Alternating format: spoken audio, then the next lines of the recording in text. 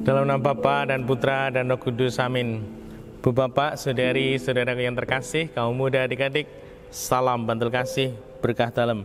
Kembali kita berjumpa dalam renungan harian hari ini Rabu 1 September 2021. Kita akan mengambil dari Injil Lukas bab 4 ayat 38 sampai 44. Setelah meninggalkan rumah ibadah di Kapernaum, Yesus pergi ke rumah Simon.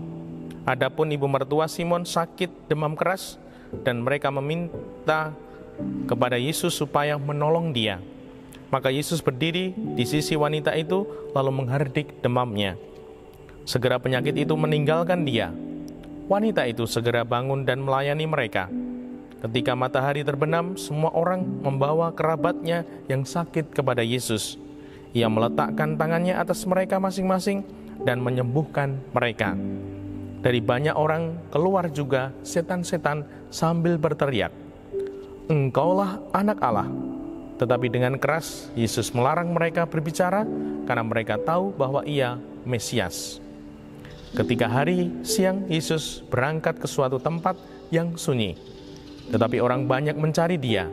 Ketika menemukannya, mereka berusaha menahan dia supaya jangan meninggalkan mereka.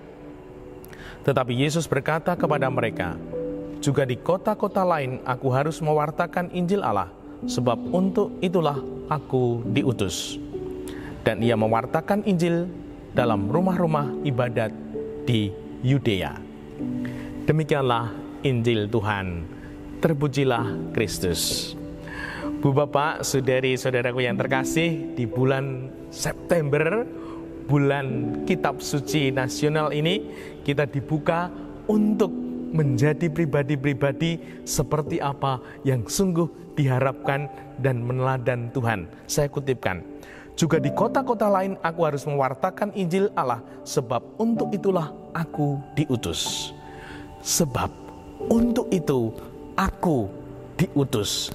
Aku menjadi anak yang sekolah. Aku menjadi anak yang kuliah. Aku menjadi orang yang bekerja. Aku menjadi orang tua yang membina, mendidik keluarga. Aku menjadi petani, peternak, guru, perawat, dokter, imam, bruder, suster, dan semuanya. Semua orang punya tugas pokok, tugas utama. Dan semoga tugas utama, tugas pokok itu sungguh terlaksana. Dan kita belajar dari Tuhan. Untuk itu, aku menjalani dengan sebaik-baiknya. Nah, maka mari kita merenungkan tugas-tugas pokok kita dengan kata kunci ini. Yang pertama, bagaimana kita bersikap dengan tugas pokok? Kalau kita sungguh-sungguh pribadi yang bertanggung jawab, pertama, total.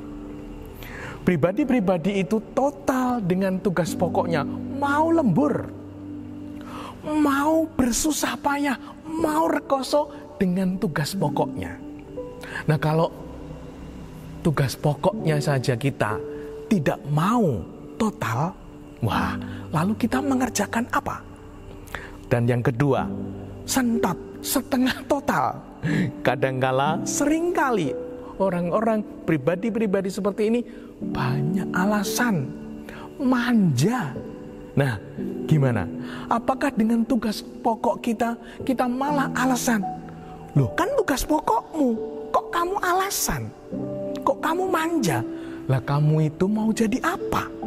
Nah, semoga kita tidak sentot, setengah total. Nah, yang lebih gawat lagi, kalau gagal total itu ketika dia hanya ngomongin tugas pokoknya.